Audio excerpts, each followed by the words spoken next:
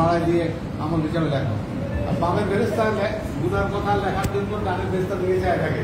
ডানের ফেরেশতা বলে খবরদার এমন লিখবা না, আগে সে কি করে দেখি। তারপর যখন বান্দা একদম গুনাহ করে ফেলে তখন বলে যাচ্ছে। তো তারপরে তওবার জন্য ওয়েট করে যে তওবা করে কিনা বান্দা, তওবা করলে আর গুনাহ লেখে না। এই যে অবস্থা, এই ব্যবস্থাপনা আল্লাহ আমাদেরকে দিয়েছেন কেন? আল্লাহ আমাদেরকে প্রতিনিধি হিসাবে বানাচ্ছেন, আল্লাহর প্রতিনিধি। চারটিখানি কথা না, আল্লাহর একটা প্রতিনিধি হিসাবে আল্লাহ আমাদেরকে পাঠাইছেন দুনিয়াতে। এবং সেই আসার সময় আমাদের কত সুন্দর একটা সিস্টেম আল্লাহ আমাদেরকে দিচ্ছেন, সুন্দর একটা ভাগ্য আমাদেরকে দিচ্ছেন। সেটা হলো হুজুর পাক সাল্লাল্লাহু আলাইহি সাল্লামের উম্মত হিসাবে আমাদেরকে পাঠাইছেন। এটা আমাদের জন্য আল্লাহর কাছে চরম শুকরিয়া, অন্তঃস্থল থেকে শুকরিয়া। এরপরে শুকরিয়া হইল যে ওলি আল্লাহ হাদি মুর্শিদ পেয়েছি আমরা, এবং হুজুর কেবলাকে পেয়েছি, বর্তমান হুজুর কেবলাকে পেয়েছি। এটা একটা বিরল সম্মান আমাদের জন্য।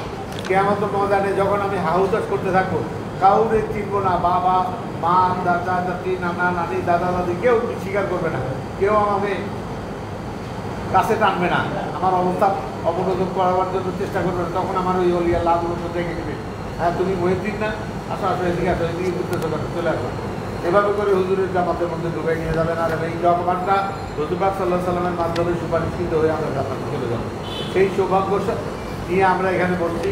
আমাদের করণীয় একটাই আছে, আমাদের যে শয়তান দুর্ভাগ্যগুলো লিপিবদ্ধ করে রাখছে, হিংসা, বিদ্বেষ, লোভ, মোহ, মদ, মাৎসর্য, কাম, ক্রোধ, ক্রিয়া, এগুলোকে দূরীভূত করার জন্য একটাই চেষ্টা, সেটা হলো সারেন্ডারের নীতি, স্যাক্রিফাইসের নীতি। সবসময় আমরা যেন স্যাক্রিফাইস করতে পারি, সারেন্ডার করতে পারি, আমার ইগোকে দমন করতে পারি, হুজুরের কাছে খাস দোয়া চাই, আল্লাহর কাছে খাস রহমত কামনা করি, বলি আল্লাহ হাদিস মুর্শিদের খেদমত এবং দরবারের খেদমত করতে করতে মুসলমান হিসেবে পাওয়া যেতে পারি। এই দোয়া চাই। আসসালামু আলাইকুম।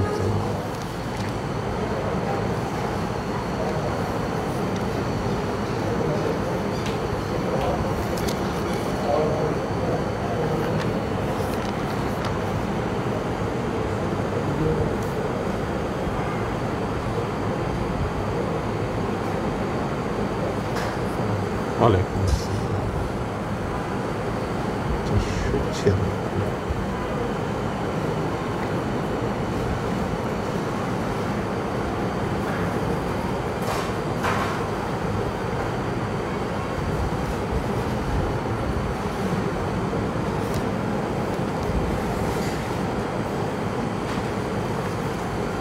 আলহামদুলিল্লাহ الحمد لله نحمده ونستعينه ونستغفره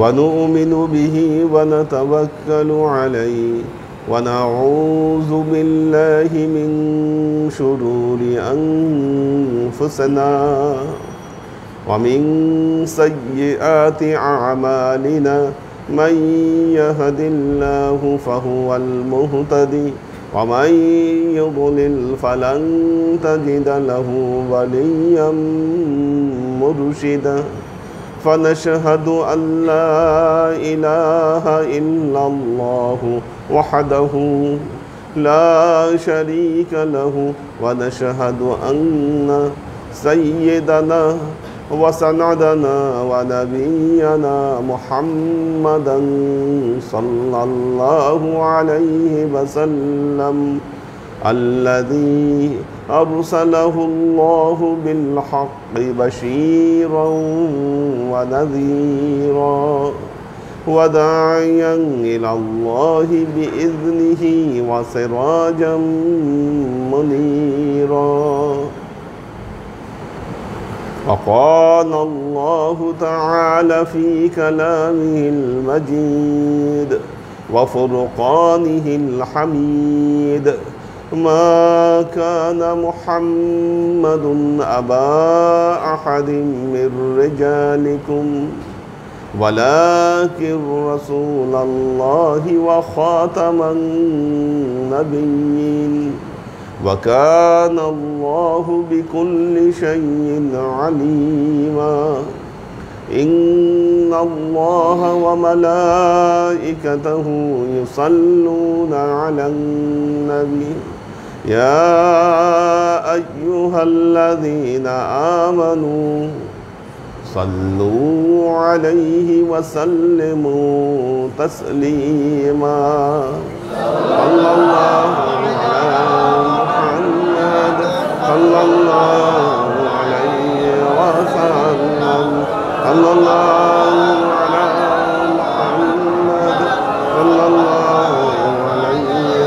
وسلم صلى الله على محمد صلى الله عليه وسلم ঠিক আছে আল্লাহর আশিক ও সালেক বৃন্দ লাইলাতুন নিসফ মিন শাবান মধ্য শাবানের রাত্রি মুসলমানদের কালচারে আমার কাছে প্রমাণ আছে 300 হিজরিতে লেখা একটি বই 300 হিজরি মানে 290 এর পরে তারিখে মক্কা মক্কার ইতিহাস কত আগে চিন্তা করেন তো বইটি লিখেছেন লেখকের নামটা এই সময় মনে আসছে না ওই সময়ে কিভাবে মক্কায় শবে বরাত পালিত হতো এটার বিবরণ ওই বইয়ের মধ্যে আছে তার মানে চিন্তা করেন কত আগে শবে বরাত পালন করা হতো ওই সময় তারিখে মক্কা আমার কাছে রেফারেন্সটা আছে হ্যাঁ কোনটা হ্যাঁ এটা তো ইতিহাসের বই কিন্তু 300 হিজরিতে লেখা বই এটা আচ্ছা দ্বিতীয়ত 4 ইমাম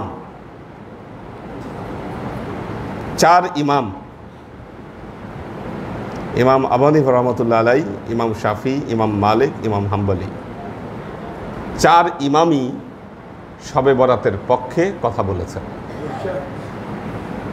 গতবার শবে বরাতের একটা পোস্টে একজন সালাফি খোঁচা মেরে কথা বলল তা আমি এটা লিখছিলাম 4 ইমামের কথা উনি বলে কোনো প্রমাণ আছে আমি প্রমাণ বের করে ওনাদেরকে দিয়েছি যে 4 ইমাম কি বলেছে শবে বরাতের ব্যাপারে লাইলাতুন নিসফ মিন শাবানের ব্যাপারে কি বলেছে 4 জন ইমাম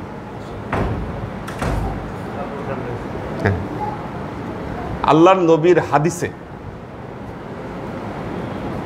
সুস্পষ্ট সহিহ হাদিসে লাইলাতুন নিসফ মিন শাবানের উল্লেখ রয়েছে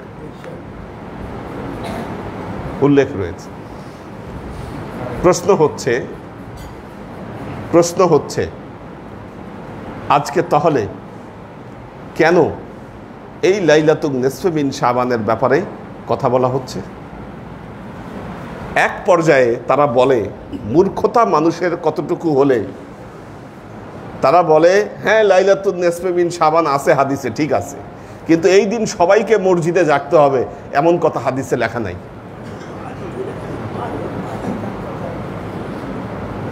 মানুষের আহাম্মকি কোন পর্যায়ে গেলে তাদের জ্ঞানের পরিসর কতটা সীমাবদ্ধ হলে তার ভেতর থেকে এই ধরনের কথা বের হয়ে আসতে পারে যেই রাত মর্যাদাপূর্ণ রাত যেই রাতের বর্ণনা হাদিস দ্বারা সাব্যস্ত হয়েছে এখন বলতেছে হ্যাঁ ঠিক আছে মর্যাদাপূর্ণ রাত তাই বলে মসজিদে জাগতে হবে এমন কোনো কথা নাই তো মসজিদে জাগলে আপনার সমস্যাটা কি সমস্যাটা হলো আপনার উপর শয়তান সাওয়ার হয়েছে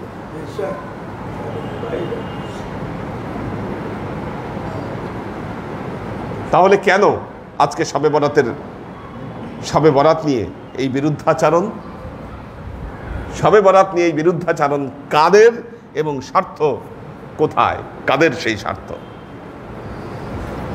আপনারা দেখতে পাচ্ছেন এখন পৃথিবীতে কি অবস্থা রাশিয়া আর ইউক্রেন যুদ্ধ করছে আজ থেকে প্রায় 100 বছর আগে এই মার্চ মাসেই 100 বছর আগে মার্চ মাসেই জার্মানি পোল্যান্ড আক্রমণ করেছিল হিটলারের আমলে যার ফলে দ্বিতীয় বিশ্বযুদ্ধ পৃথিবীতে শুরু হয়ে যায় এই দ্বিতীয় বিশ্বযুদ্ধেই ওসমানিয়া সাম্রাজ্যের পতন ঘটে যারা পৃথিবীতে ইসলামী খেলাফতের দাবিদার ছিল সেই সময়ে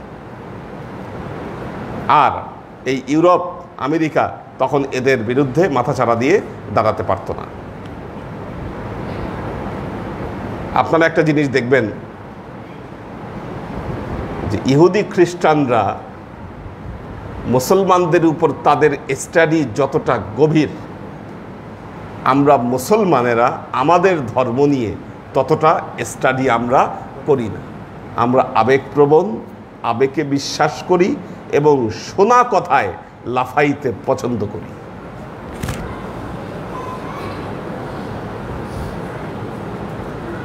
কথায় কথায় আমরা ফেসবুকের, ইউটিউবের বড় বড় শায়েখ আলেমদের রেফারেন্স দিতে পছন্দ করি, যেই সমস্ত শায়েখ এবং আলেমরা মিডল ইস্ট থেকে পড়ালেখা করে তারা এসেছেন।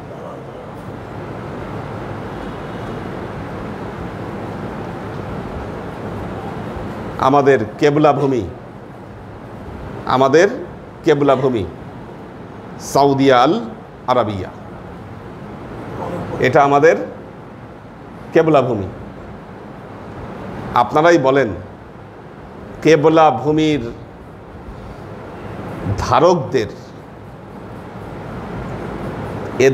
ধারকদের যে অ্যাক্টিভিটিস, এটা কি আমার নবী কখনো বলে গেছেন?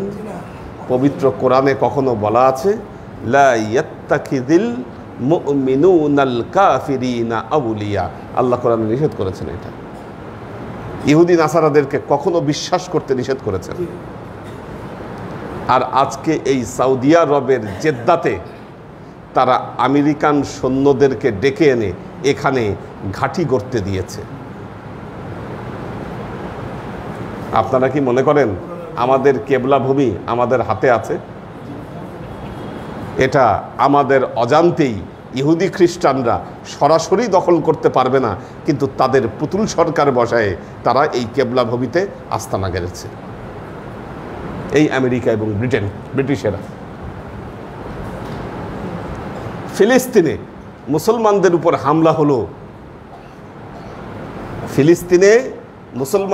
হামলা হলো, মসজিদে গুলি করে মুসলমানদেরকে মেরে ফেললো। এই পশ্চিমা বিশ্ব মুখে কুলুপ এটি তারা বসেছিল, কেউ কোনো কথা বলে নাই। আজকে ইউক্রেনের উপর হামলা হওয়াতে সবার বুক ফেটে যাচ্ছে। কেন জানেন? কারণ এই জেলেনস্কি সে হচ্ছে ইহুদি, এই ইহুদি বংশভূত, ইউক্রেনের সেই ইহুদি, এর বাবা মা ইহুদি, এই জেলেনস্কি। এখন মায়া কান্না দেখেন। আর দুটেই তো এখন কাফের, এখন তো আর সন্ত্রাসী কাউকে বলার সুযোগ পাচ্ছে না। কাজেই একটা জিনিস খেয়াল করে দেখেন, আজকে ইহুদি খ্রিস্টানরা সারা পৃথিবীতে তারা একাট্টা হয়ে আছে, আর আমরা মুসলমানেরা কি একজন আরেকজন রে যখন মারতেছে চুপ করে আমরা বসে আছি, তামাশা দেখতেছি। আমরা তামাশা দেখছি কেন? কারণ মুসলমানদেরকে আজকে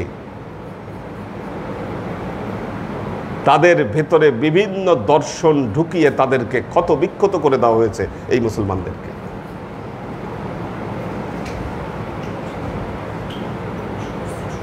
দ্বিতীয় বিশ্বযুদ্ধে মুসলমানদের পতনের আগে কেউ বলে নাই শবে বরাত পালন করা যাবে না।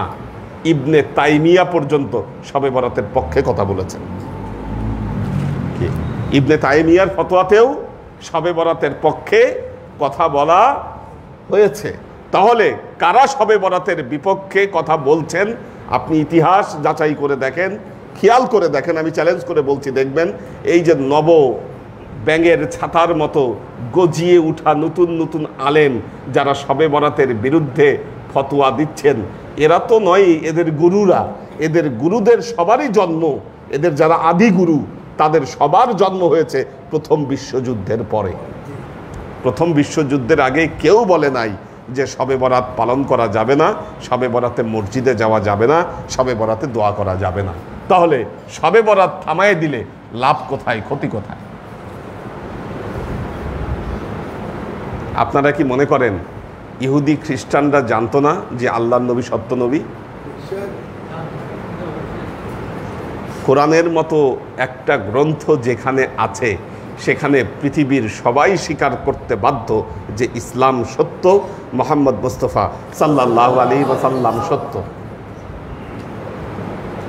তার মানে তিনি যে ভাগ্য রজনীর কথা বলেছেন সেই ভাগ্য রজনী সত্য? এই ভাগ্য রজনীতে যদি মুসলমানদেরকে বুঝায় শোনায় ঘুম পাড়ায় দেওয়া যায়, তাহলে এই বোকা মুসলমানেরা কোনোদিন তাদের ভাগ্য পরিবর্তন করতে পারবে না। এই জন্য শবে বরাতের উপরে অ্যাটাকটা এতটা বেশি। দেখেন আপনি কোন জিনিসের উপর অ্যাটাকগুলো বেশি। এই যে শবে মেরাজ, শবে মেরাজ, শবে মেরাজে কোনো কিছু করা বেদাত, শবে মেরাজ পালন করা যাবে না, এগুলো করলে বিরাট ক্ষতি হয়ে যাবে। কেন? কারণ শবে মেরাজ আমার নবীর শ্রেষ্ঠত্ব বর্ণনা করেছে। এখন বলতেছে শবে মেরাজ যে রজব মাসে হয়েছে, হাদিসে এরকম কোনো তথ্য নাই। এই ছাগলগুলার উদ্দেশ্যে বলছি, সব তথ্য হাদিসে থাকবার কথা নয়। যেটি ঐতিহাসিক ঘটনা, এই ঐতিহাসিক ঘটনার তথ্য খুঁজতে হবে ইতিহাস গ্রন্থে। হাদিস তো থিওলজিক্যাল বুক। আপনি থিওলজিতে যদি হিস্ট্রির তথ্য খুঁজেন আপনি পাবেন না, এটাই স্বাভাবিক। আপনি থিওলজির বইয়ে হিস্ট্রির তথ্য খুঁজতেছেন আর বলতেছেন যে না, আমার এই থিওলজির বইয়ে যেহেতু হিস্ট্রিক্যাল কোনো তথ্য নাই, এই জন্য আমি এটা মানি না। কোন কেমন আহাম্মক এটা?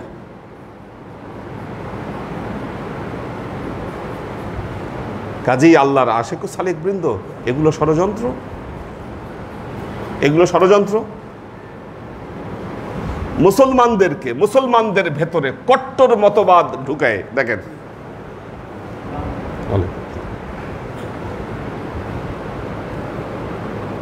একটা জিনিস দেখবেন,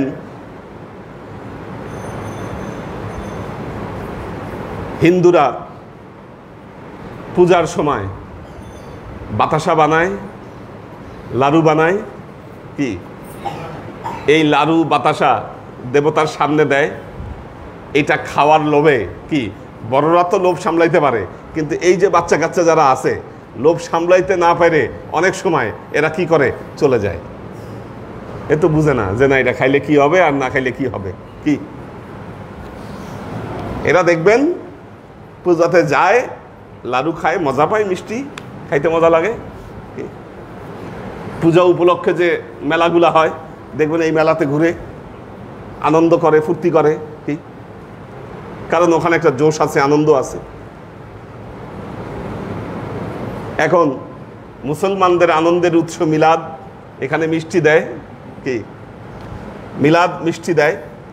আপনি মনে করেন খাজা মঈনুদ্দিন চিশতি রহমতুল্লাহ আলাইহি আজমিরে যখন আসলেন, প্রায় 90 লক্ষ ভারতীয় ওনার হাতে ইসলাম গ্রহণ করেছে। এটা কিভাবে সম্ভব হয়েছে? ওখানে সবার এক্সেস ছিল। উনি নোঙ্গরখানা খুলেছিলেন ওই জায়গায়, বলেছিলেন তোমরা আসো আমার নোঙ্গরখানায় খাও, মুসলমান হওয়া লাগবে না তোমাদের, আসো আমার কথা শুনো, খাওয়া দাওয়া করো তোমরা। এটা ছিল মুসলমানদের ইসলাম প্রচারের একটা বড় কৌশল। এই জন্য দেখেন টার্গেটটা কিসের উপর? মৃত ব্যক্তিকে নিয়ে খাওয়ানো যাবে না, ধর্মকে নিয়ে খাওয়ার অনুষ্ঠান করা যাবে না, মিলাদের অনুষ্ঠান করা যাবে না। কি এগুলার উপর বাধা কেন? কারণ এগুলো ইসলামের শৌক, ইসলামের উদ্দীপনা, এই জিনিসগুলো বাড়িয়ে দিয়েছে। কাজেই যে কোনো ওসিলায় এখন এটাকে বন্ধ করতে হবে, এটাকে বন্ধ করতে হবে। নাহলে মিলাদের মিষ্টির উপর কেন অ্যালার্জি?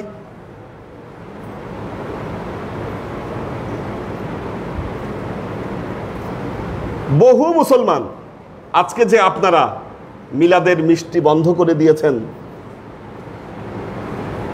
আর এই মিলাদের মিষ্টির সাথে সাথে বহু দেখেন, এটা তো একটা ইন্টারেস্ট, রিফ্রেশমেন্ট। বড় বড় যে কোনো অনুষ্ঠানে, যে কোনো সেমিনারে রিফ্রেশমেন্ট দেওয়া হয়।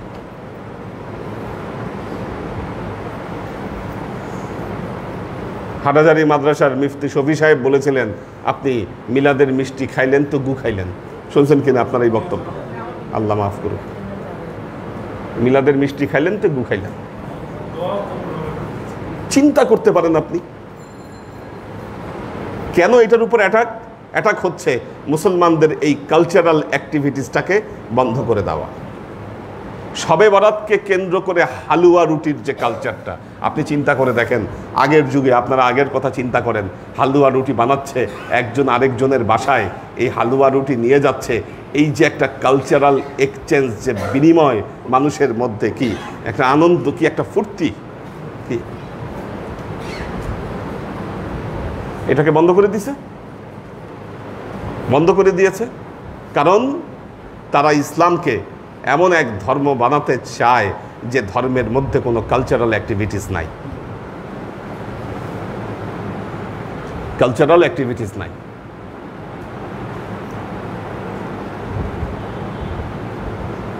মেয়েদেরকে হুজুরেরা সব কাজ থেকে বিরত রেখেছে, মসজিদে আসা বন্ধ করেছে, কি মসজিদে আসা বন্ধ করেছে, ধর্মীয় বিভিন্ন কাজকর্ম থেকে তাদেরকে দূরে রেখেছে এবং মনে করে এটা তাদের গর্বের বিষয় যে না, আমরা মেয়েদেরকে দূরে রাখছি। পবিত্র কোরআনে কোথাও এগুলো বলা আছে কি? ইন্নামাল মুমিনুনা ওয়াল মুমিনাত বা'দুহুম আউলিয়াউ বা'দ ইয়া'মুরুনা বিল মা'রুফ ওয়া ইয়ানহাউনা আনিল মুনকার। পবিত্র কোরআনের কথা এটা। মুমিন নারী এবং পুরুষ একে অপরের বন্ধু। ইয়া'মুরুনা বিল মা'রুফ ওয়া ইয়ানহাউনা আনিল মুনকার।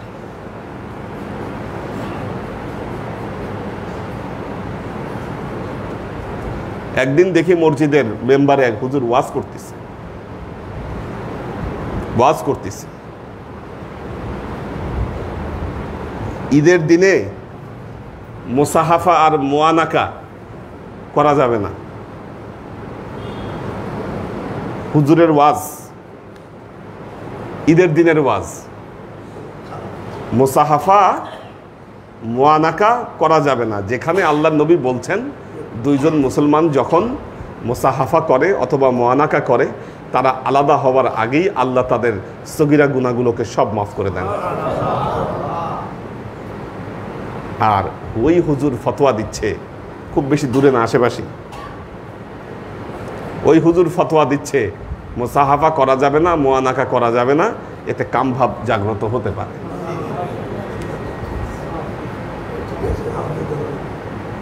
যে জায়গায় উনি পড়ে আসছেন, এই জায়গায় এগুলা করে আসছেন উনি, কি তার মেন্টাল কন্ডিশন ওখান থেকে এটা খারাপ হয়ে আসছে। মানে এই ধরনের লোক যদি একটা মেম্বার যদি তার হাতে থাকে, এখান থেকে আপনারা কি আশা করতে পারেন? কতটা নিচে সে নামছে চিন্তা করতে পারেন আপনি?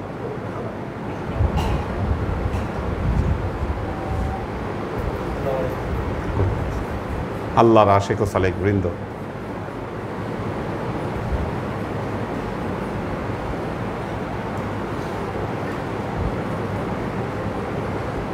এক সময় এখানে আমি একটা আর্টিকেল লিখেছিলাম, এটা ইন্টারন্যাশনালি ছাপিয়েছে আর্টিকেলটা, বাংলাদেশে মর্সিয়া সাহিত্য নিয়ে।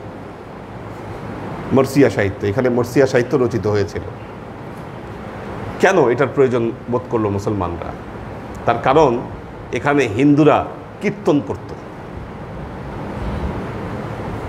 কীর্তন আপনারা শুনছেন কিনা? এখনো মনে হয় না, 3 দিন 4 দিন। তো এই 3 দিন 4 দিন যখন প্যান্ডেল বানায় হিন্দুরা কীর্তন করত, মুসলমানদের ছেলেপেলেদেরকে ধরে রাখা যাইতো না। দিনের বেলায় তোরা যাইতো না, রাতে বেলায় দল বাইন্দে ওরা ওইখানে কীর্তন শুনতে যাইতো। ঢোল, এত কি মজা, আনন্দ। তখন এখানকার আলেমরা চিন্তা করলেন যে না, এইটার একটা প্যারালাল একটা কিছু করতে হবে, না হলে ছেলেপেলেদেরকে ধরে রাখা যাবে না। যেমন দেখেন অনেক বাসায় পিতামাতা ধার্মিক, ঘরে টিভি রাখে না, কিন্তু যখন এই অনুষ্ঠানগুলো হয় ছেলেপেলে পাশের ঘরে দৌড়ায়। কি এই পাশের ঘরে দৌড়ানোর জন্য অনেকে তাদের ঘরে টিভি কিনতে বাধ্য হয়েছে। কারণ পাশের ঘরে সে চলে গেলে তার তো আর কালচারটা অন্তত পক্ষে ঠিক থাকছে না, অন্য কালচার তার ভেতরে ঢুকে যাচ্ছে। কাজী আল্লাহর আশিক ও সালেক বৃন্দ, ধর্মটা, আল্লাহর নবী কিন্তু বিরাট এক দিন আমাদেরকে শিক্ষা দিয়ে গিয়েছেন, যেই শিক্ষাগুলো অনেক কিছুর সাথে সম্পর্কিত। আজকে আমরা সেগুলো নষ্ট করে দেওয়ার জন্য আমরা যে ছক এঁকেছে, এই ছকে আমরা পড়ে গেছি। আপনি একটা জিনিস চিন্তা করে দেখেন, একজন কাদির খান, কে ছিল কাদির খান? অনেকে জানি না। আমাদের হুজুরদের নাম জিগান, অনেকগুলা হুজুরের নাম বলে দিতে পারবে, ইউটিউবে যারা ওয়াজ করে, ফেসবুকে ওয়াজ করে, কি কিন্তু কাদির খানকে চিনে না। একজন কাদির খান যে কাজ করেছে সারা পৃথিবীতে, ওয়ার্ল্ডে, এই শতাব্দীতে, কি 100 জন হুজুর কি সেই কন্ট্রিবিউট করতে পেরেছে? বলেন। একমাত্র ইসলামী রাষ্ট্র যারা নিউক্লিয়ার পাওয়ারের অধিকারী, পাকিস্তান, কি তাদেরকে এই নিউক্লিয়ার পাওয়ার এটা যে দিয়েছে সে হলো কাদির খান, পরমাণু বিজ্ঞানী।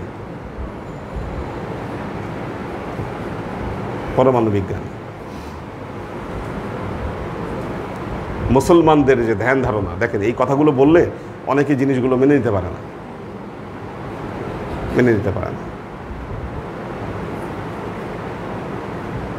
যারা শুনবেন তারা আমার সমালোচনা করবেন এই কথাগুলো বললে। বাংলাদেশে আজকে হাজার হাজার মাদ্রাসা, আপনারা খুব খুশি, খুবই খুশি মাদ্রাসা হয়েছে।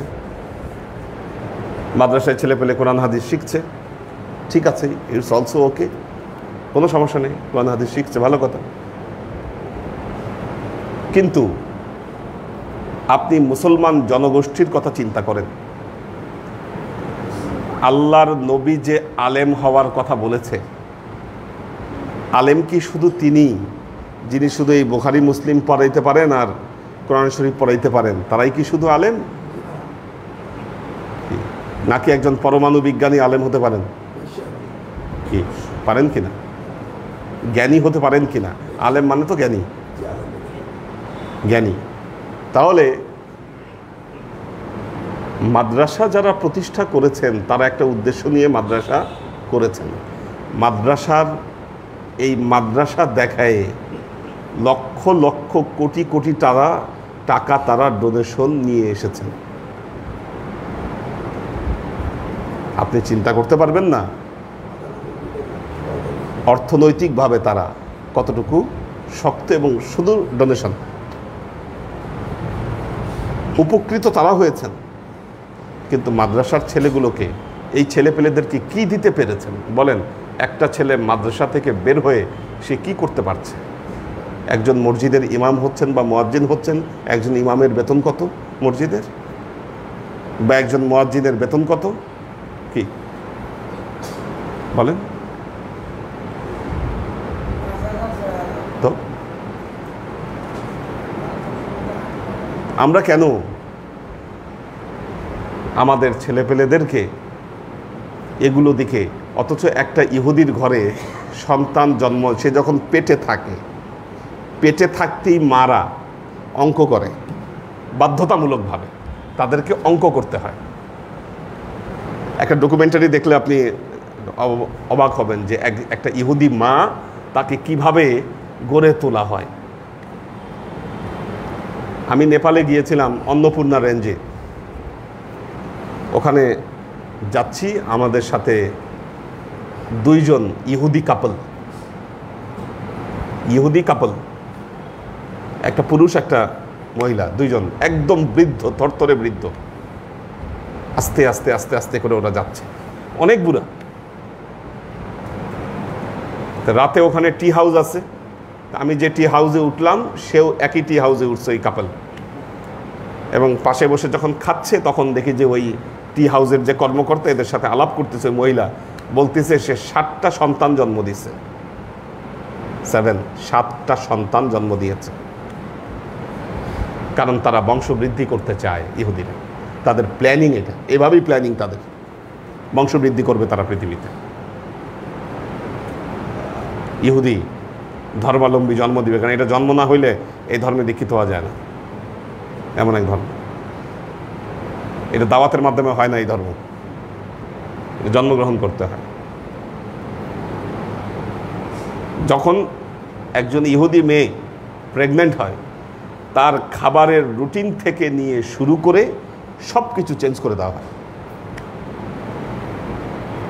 তাকে অঙ্ক করানো হয় এবং যে কোনো মিউজিক্যাল ইনস্ট্রুমেন্ট, কারণ মিউজিক্যাল ইনস্ট্রুমেন্ট বাজাইতে গেলে একটা মানুষের খুব তীক্ষ্ণ ব্রেন থাকা লাগে, নাহলে কিন্তু সম্ভব না। এই সব কিছু তাকে প্রেগনেন্ট অবস্থায় এই জিনিসগুলো তাকে প্র্যাকটিস করানো হয়, যেন ছেলে তার সন্তান ওই রকম মেধা নিয়ে পৃথিবীতে জন্মগ্রহণ করে। আমাদের কি এই প্ল্যানিংগুলোর বিন্দু মাত্র কোনো প্ল্যানিং আছে?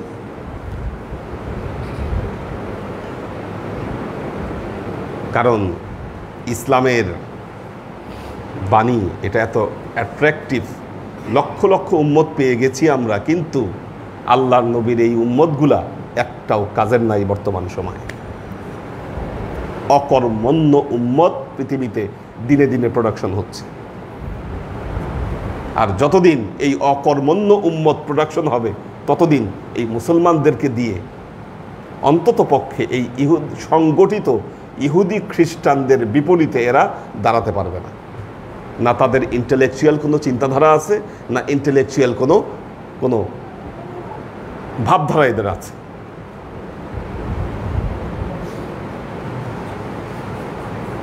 আমার কথাগুলো বুঝতে পারছেন কিনা?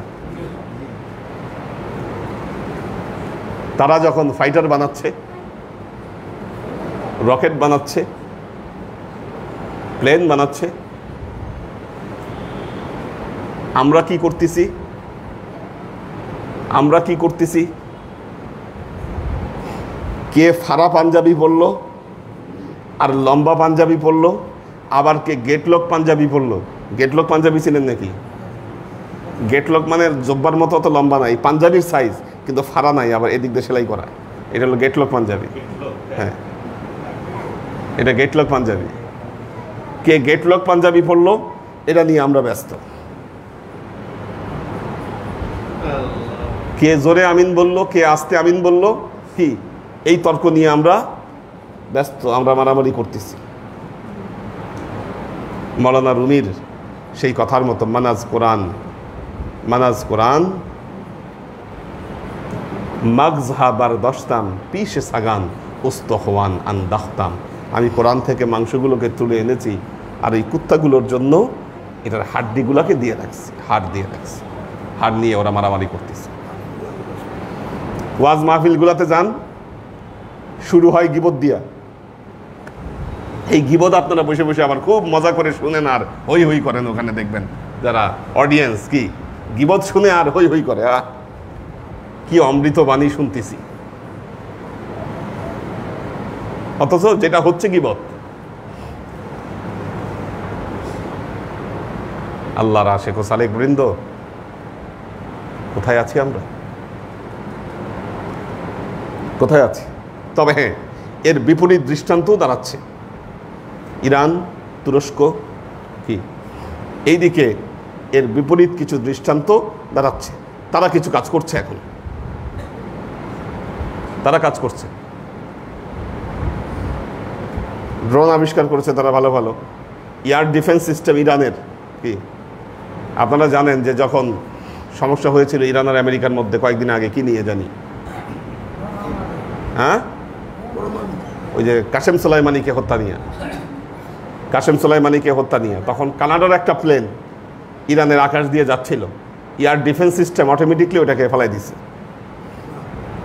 পশ্চিমাদের কিন্তু ঘুম হারাম, এত পারফেক্ট এদের এয়ার ডিফেন্স সিস্টেম, যেখানে ইসরায়েল হামাসের সস্তা রকেটগুলোকেও ঠেকাইতে পারে না।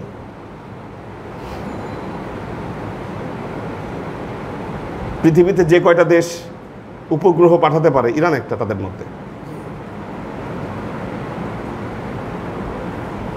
তো আল্লাহর আশেক ও সালেক বৃন্দ, আমরা মুসলমানেরা ষড়যন্ত্রে পড়ে আছি, আর ইহুদি খ্রিস্টানদের আঁকা ছকে আমরা ইহুদি খ্রিস্টানদের আঁকা ছকে আমরা কি তাদের এই ছকের মধ্যে আমরা নিজেদেরকে দিয়ে দিয়েছি। এই জন্য আমরা তাদের সুরে কথা বলি, আর আমাদের কালচারগুলো নষ্ট করার জন্য আমরা উঠে পড়ে লেগেছি। এর কারণ হলো আমাদের দুর্ভাগ্য, আমাদের দুর্ভাগ্য।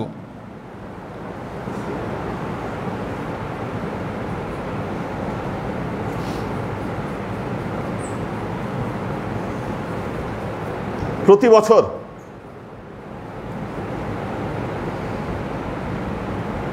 বাংলাদেশের মাদ্রাসাগুলোতে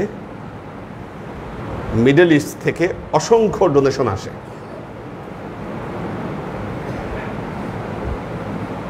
অসংখ্য ডোনেশন আসে।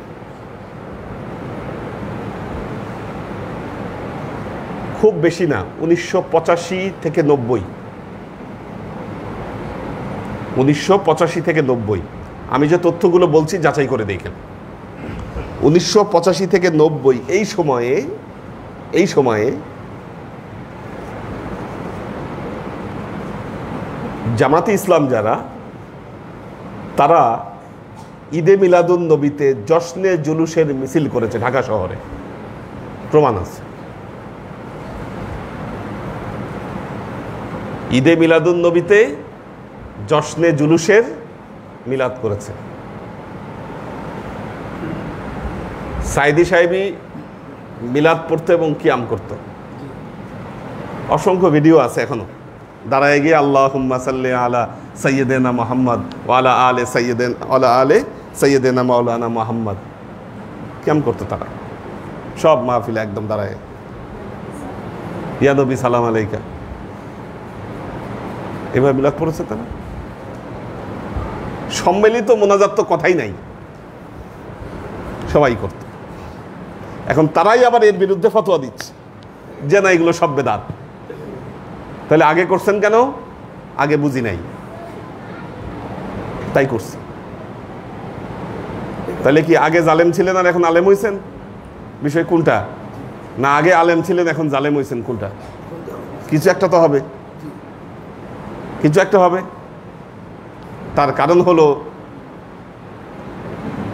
আপনি যাদের কাছে ভিক্ষাবৃত্তি করতে যান এবং যাদের কাছ থেকে ভিক্ষাবৃত্তি করে ব্যাংক, হসপিটাল সব কিছু করেছেন, তাদের কাছে যখন টাকা আনতে গেছেন, তারা বলেছে টাকা তো তোমাদেরকে দেই, সবই ঠিক আছে, কিন্তু তোমাদের অ্যাক্টিভিটিসে আমাদের আপত্তি আছে।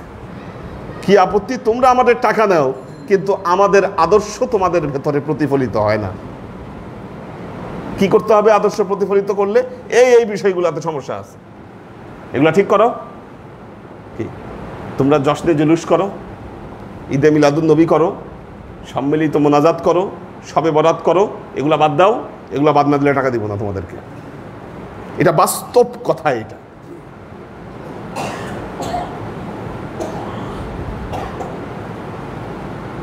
আপনারা জানেন যে এক সময়, এখন অবস্থা কিছুটা পরিবর্তন হয়েছে।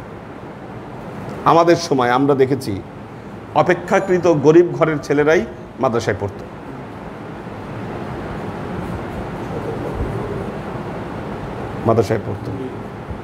কিন্তু তারা মেধাবী ছিল। তাদেরকে স্কলারশিপ দিয়ে এই সমস্ত দেশে নিয়ে গিয়েছে। তাদের আদর্শ, বুদ্ধি, চিন্তা সব কিছু মাথায় ইনজেক্ট করে কি ছেড়ে দিয়েছে।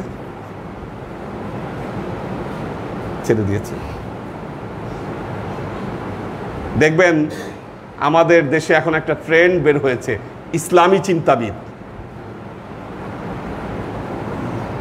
নট আলেম,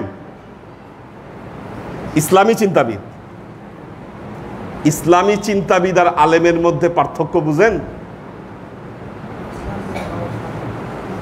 ইসলামী চিন্তাবিদ মানে আগে উনি অন্য লাইনে ছিলেন। কি? আগে উনি অন্য লাইনে ছিলেন। এই কিছু ট্রেনিং দিয়ে এখন উনি ইসলামী চিন্তাবিদ হয়ে গেছেন। কি? আর যিনি আলেম, তাকে 17-18টা বিষয় পড়ে জীবনের দীর্ঘ সময় আরবি ভাষা, কোরআন হাদিস স্টাডি করে তাকে আলেম হতে হয়েছে। এই দুইয়ের মধ্যে পার্থক্য, এই দুইয়ের মধ্যে পার্থক্যটা কি? ইসলামী চিন্তাবিদ হইল নাপিত, কি, আর আলেম হইল ডাক্তার। নাপিত দেখবেন খুর চালায় খসখস করে, কি কি নাপিত শেভ করতে কতক্ষণ লাগবে একজন নাপিতের, বা চুল কামাই দিতে কতক্ষণ? দেখবেন ওই যে হজ করার পরে মাথা মুন্ডাইতে গেলে কি 5 মিনিটও লাগে না, খ্যাস খ্যাস টান দিয়া কেটে ফেলছে সব কিছু। একজন ডাক্তারের কাছে জানতো কি ওইরকম খ্যাস করে টান দিতে পারবে ডাক্তার? ডাক্তার কাটতে গেলে বহু চিন্তা করে, গবেষণা করে, হাত পরিষ্কার করে, বহু সিস্টেম করে তারপর ডাক্তারকে কাটতে হয়। সব কিছু বুঝে শুনে সিটি স্ক্যান করে তারপরে ডাক্তার কাটতে পারে, কিন্তু নাপিতের এত কিছু দেখার প্রয়োজন হয় না। কাজে এই যে ইসলামী চিন্তাবিদ যারা, এরা যখন তখন দাঁড়ায় ফতোয়া দিয়ে দিতে পারে, এরে কাফের, ওরে মুশরিক, এটা বেদাত, এটা সুন্নাত, কি এটা করা যাবে না, এটা এই সেই বলে দিচ্ছে ময়দানে। কিন্তু আমরা আলেমরা এটা পারি না। আমরা আলেমরা একটা কথা বলতে গেলে আমাদেরকে চিন্তা করতে হয় না কোরআন হাদিসে কোথায় কি আছে, এটাকে স্টাডি না করে জিনিসটা বলা যাবে না। মনে রাখবেন, ইসলামী চিন্তাবিদ আর আলেমের মধ্যে পার্থক্য হলো এই জায়গায়। বহু ইসলামী চিন্তাবিদ গজায় গেছে আজকে। শায়খ কোনোদিন মাদ্রাসায় পড়ে নাই, কেন শায়খ হয়ে গেছে, মদিনায় গেছে, মিশরে গেছে, একটু 2-1টা কোর্স করে এসে হামসে শায়েখ। আল্লাহর আশেক ও সালেক বৃন্দ, বাস্তব কথা বলছি, কি এই শায়েখ আর ইসলামী চিন্তাবিদদের কারণে আজকে আমাদের মসজিদগুলা অশান্তিতে ভরে গেছে। ইবাদত বন্দেগী করতে গেলে আমাদের অন্তরে প্রশ্ন জাগে যে এই বন্দেগী করতেছি এটা আসলে ভুল হচ্ছে কিনা, কি কোথায় আছি আমরা? আল্লাহ আমাদেরকে এই ফিতনা থেকে আল্লাহ দূরে রাখুন। ভূমিকাতেই অনেক সময় চলে গেছে, এটা বাস্তব কথা। এই চিন্তাগুলো যদি আমরা ধারণ না করি, ইহুদি খ্রিস্টানদের মোকাবেলায় আমরা দাঁড়াতে পারবো না।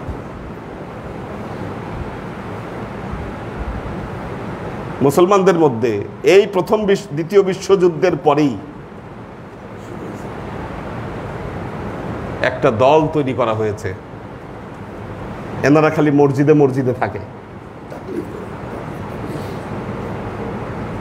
40 দিন, 120 দিন, কি 80 দিন মসজিদে থাকো, ঘর সংসার বাড়ি কিচ্ছু না, মসজিদ।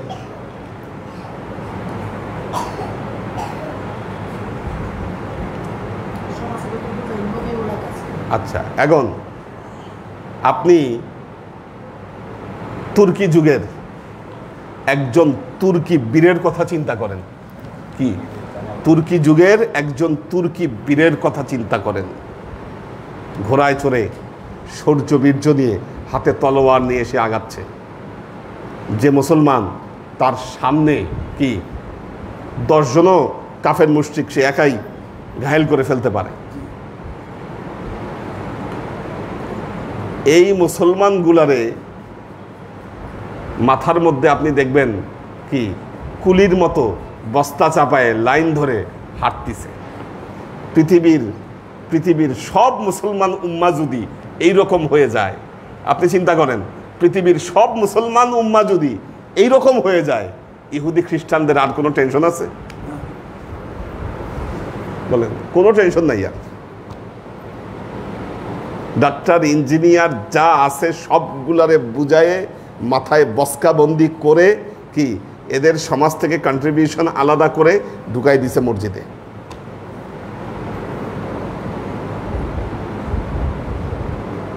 দেখেন, এগুলোর বিরুদ্ধে কথা বলতে হবে,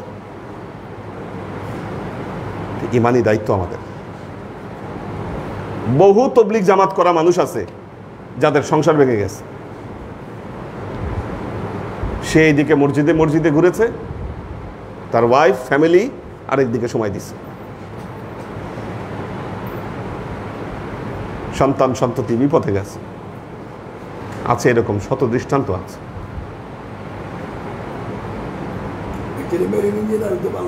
হ্যাঁ, তো সর্বনাশ হয়েছে তার। আল্লাহর আশেক ও সালেক বৃন্দ, আমাদের ভাবতে হবে এগুলো নিয়ে।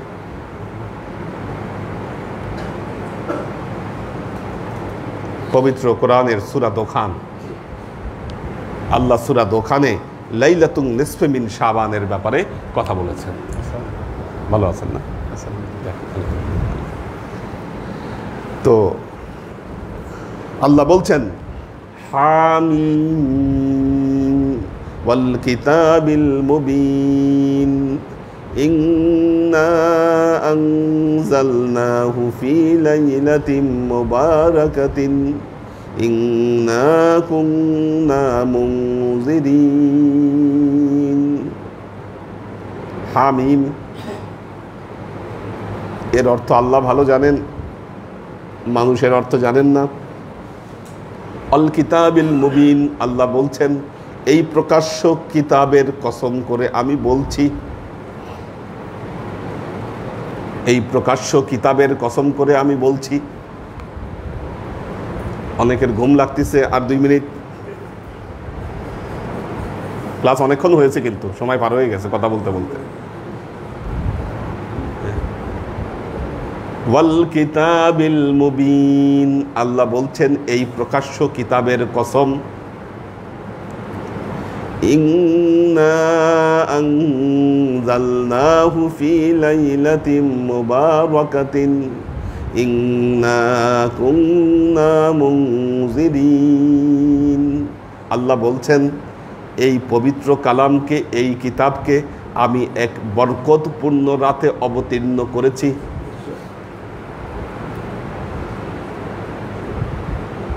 কোরআন অবতীর্ণের কথা শুনলেই আমাদের প্রথম যে কথাটি মনে পড়ে সেটা হলো লাইলাতুল কদর। লাইলাতুল কদর। এখানে আবার একটা বিষয় আছে, এটা সবার জেনে রাখা উচিত। কোরআন আল্লাহ সর্বপ্রথম লাউহে মাহফুজ থেকে বাইতুল ইজ্জতে নাজিল করেছিলেন।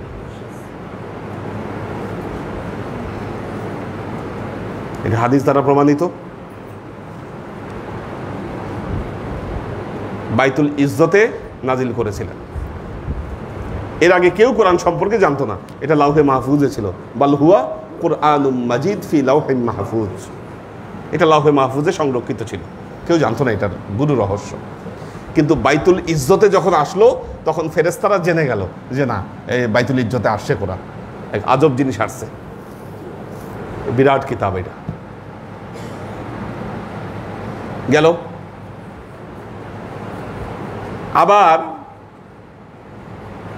আবার দেখেন আল্লাহ যে বললেন ইন্না আনজালনাহু ফি লাইলাতিন মুবারাকাতিন, একটা বরকতপূর্ণ রাতে আমি নাজিল করেছি। কোরআন কি এক রাতেই আল্লাহ নবীর উপর নাজিল হয়েছে? 23 বছর ধরে আল্লাহ নবীর উপর নাজিল হয়েছে। তার মানে বোঝা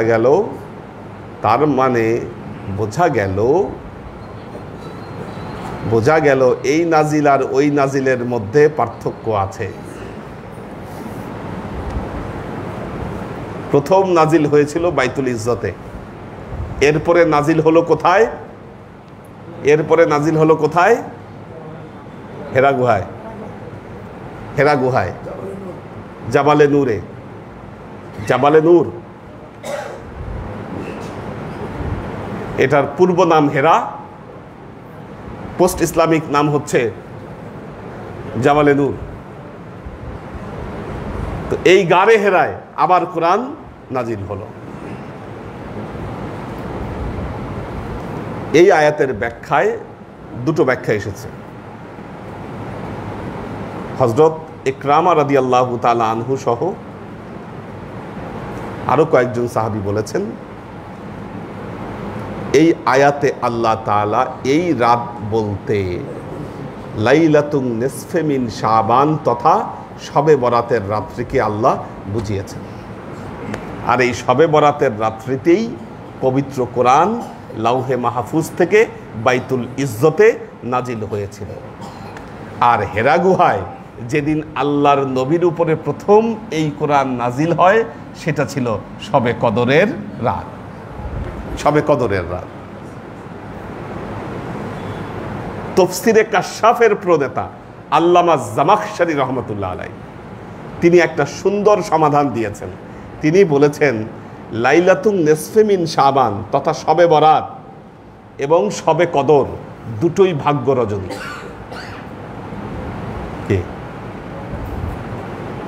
দুটোই ভাগ্য রজনী। কেমন? শবে বরাতে বান্দার ভাগ্য তকদিরকে পেশ করা হয়, আর লাইলাতুল কদরে সেই ভাগ্যকে পাশ করা হয়।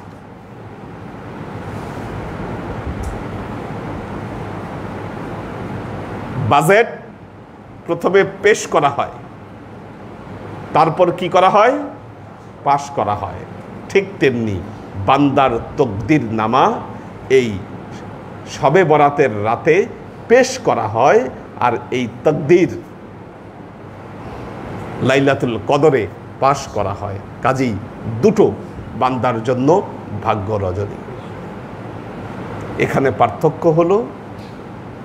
পার্থক্য হলো শবে বরাত নির্দিষ্ট, শবে বরাত নির্দিষ্ট, কিন্তু শবে কদর অনির্দিষ্ট। শবে কদরকে না খুঁজলে পাওয়া যায় না, আর শবে বরাত নির্দিষ্টভাবে পাওয়া যায়।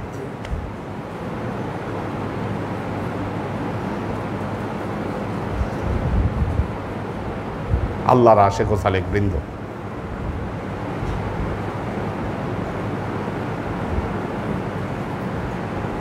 আমরা এই মহামূল্যবান নিয়ামত থেকে কখনোই আমাদেরকে বঞ্চিত হতে দেব না ইনশাআল্লাহ। মানুষ এর বিরুদ্ধে যত ষড়যন্ত্র করবে আমরা এইগুলোকে তত জাঁকজমকভাবে পালন করব।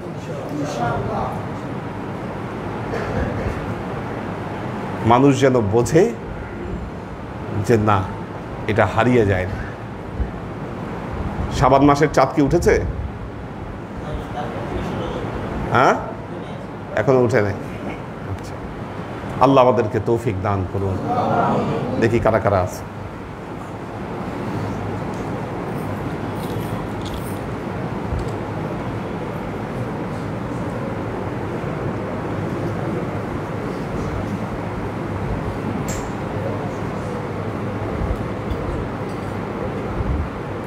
শাকেরা আফজারা, ওমর শরীফ, নুরুন নাহার, আবির আহমেদ কলকাতা থেকে, মোহাম্মদ মিজান, কামরুল আনাম, আমরিন শরীফ, ওমর শরীফ, শফি ফরিদ, সাইম আহমেদ, রুবিনা রুবি, কাজী ইসলাম, তাহেরা তনু, সাকিনা বেগম, মাকসুদ ওমর,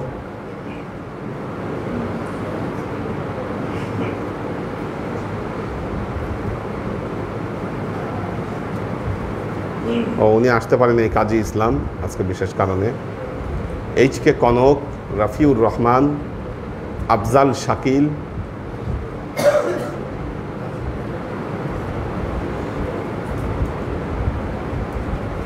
মমতাজ বেগম,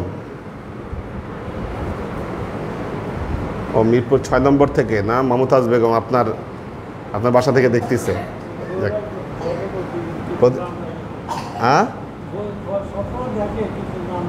নাম লেখে না, না এই তো আজকে চিনলাম, তাহলে বলতে পারবো আর কি। মমতাজ বেগম।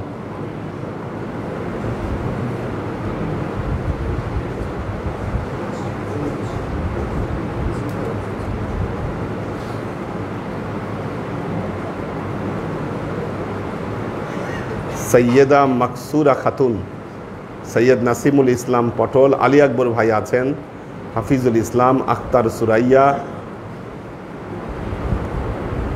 এইচ.এম. মিল্টন, মোহাম্মদ বিপ্লব, সৈয়দ তৌহিদ ইসলাম, পপিয়ারা জামান সুমি, রাজিয়া সুলতানা ফ্লোরা, সুমাইয়া নুহিন দিশা, আমাদের হাসিব ভাই আছেন, তোহফা লাবিব, নাজিমুদ্দিন ভাইয়ের ফ্যামিলি আছেন, সুলাইমান রাজি আছে, আজকে ওর আব্বার মিলাদ। হ্যাঁ, রাজির আব্বার জন্য আমরা মিলাদ পড়ব ইনশাল্লাহ। রাজি জার্মানি থেকে যুক্ত আছে আমাদের সাথে। কবির হোসেন, আশেক মাহমুদ, মাসুদ কবির, লুনা তাবাসসুম লুবনা, সুলতান মামুন, আব্দুল হাফিজ, মাহফুজুল হক উজ্জ্বল, কোরবান আলী মালয়েশিয়া থেকে, আরিফা শেখ, আফ্রিদিতি অনু, আবুল হোসেন পারভেজ, আইরিন সুলতান, জয়নাল আবেদিন সুজন, সোয়েব খান, সাগর সরকার, আব্দুল সাত্তার ভাই আছেন। আল্লাহ আমাদের সবাইকে কবুল করুন, ভালো রাখুন। সবাই সূরা ফাতিহা 7 বার, সূরা ইখলাস 9 বার, দরুদ শরীফ 11 বার।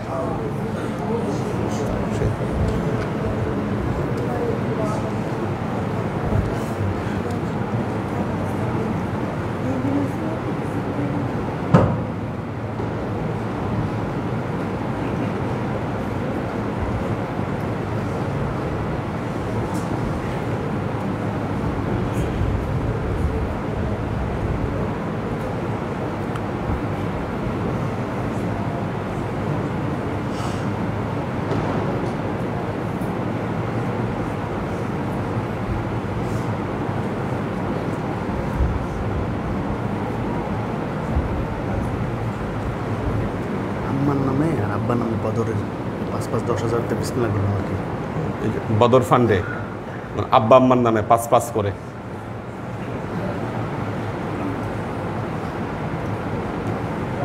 হ্যাঁ,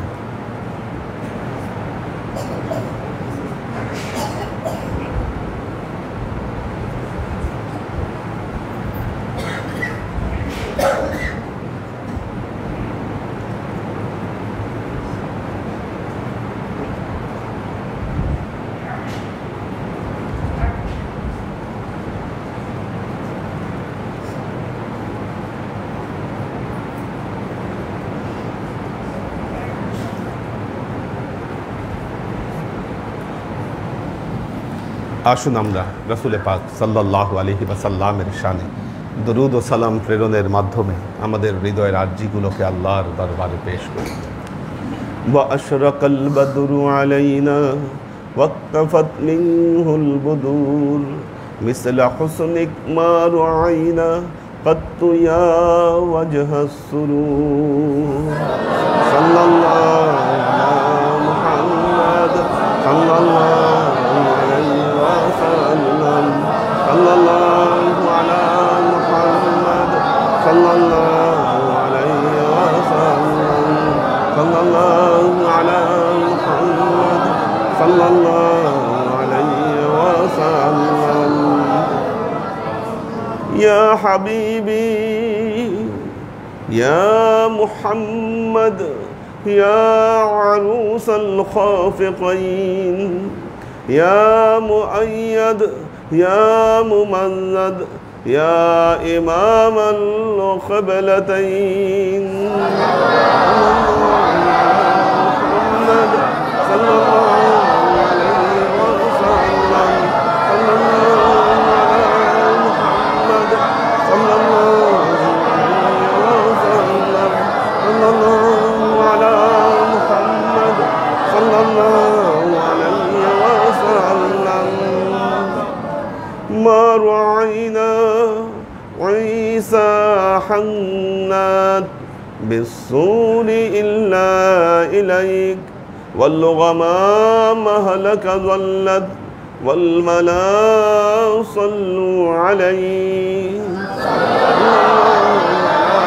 محمد صلى الله عليه وسلم صلى الله على محمد صلى الله عليه وسلم صلى الله على محمد صلى الله عليه وسلم وصلوات الله أحمد عدة حروف الصدور أحمد الهدي محمد سيد وجه المنير محمد صلى الله عليه وسلم صلى الله على محمد صلى الله عليه وسلم صلى الله على محمد صلى الله عليه وسلم بلغ العلا بكماله كشف الدجى بجماله حسنت جميع خصاله صلوا عليه وآله سلموا يا قوم بر صلوا على صدر الأمين مصطفى ما جاء إلا رحمة للعالمين اللهم آمين اللهم صل على محمد وعلى آل محمد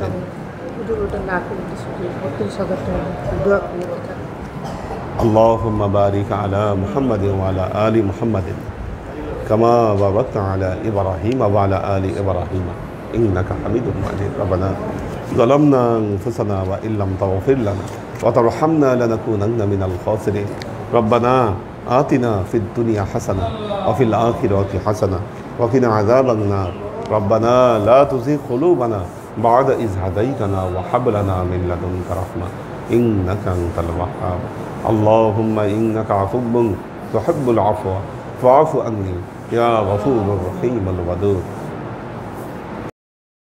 اللهم نور قلوبنا بنور الإيمان ونور قلوبنا بنور الإسلام ونور قلوبنا بنور الإحسان وزين أخلاقنا بنور محمد صلى الله عليه وسلم اللهم إنا نسألك علما نافعا رزقا واسعا عملا مقبولا شفاء من كل داء قلبا خاشعا ذهنا ذاكرا إيمانا كاملا توبة قبل الموت راحة عند الموت ونجاة بعد الموت اللهم إنا نسألك رحمتك في كل درجة فلاح في كل أمر ونعوذ بك من الشرك والشك والنفاق والبدعة ومن كل وسوسة الشيطان يا الله يا رحمن يا مالك আমরা এতক্ষণ তোমার দরবারে যে সমস্ত আমলকে উপস্থাপন করলাম ত্রুটি মুক্তভাবে এই আমলগুলোকে তুমি আমাদের তরফ থেকে কবুল করে নাও এই আমলের যাজা আমাদের প্রিয় নবী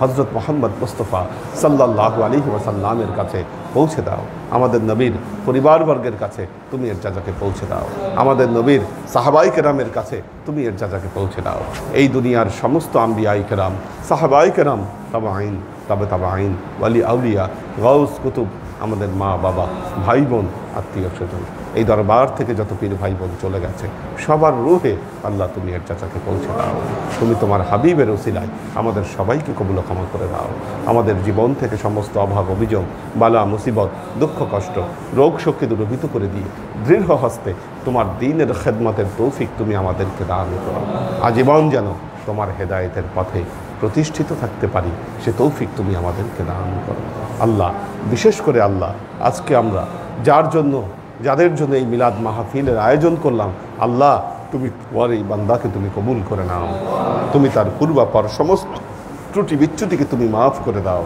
আল্লাহ তুমি নেককার বান্দা হিসাবে তুমি তাকে কবুল করে নাও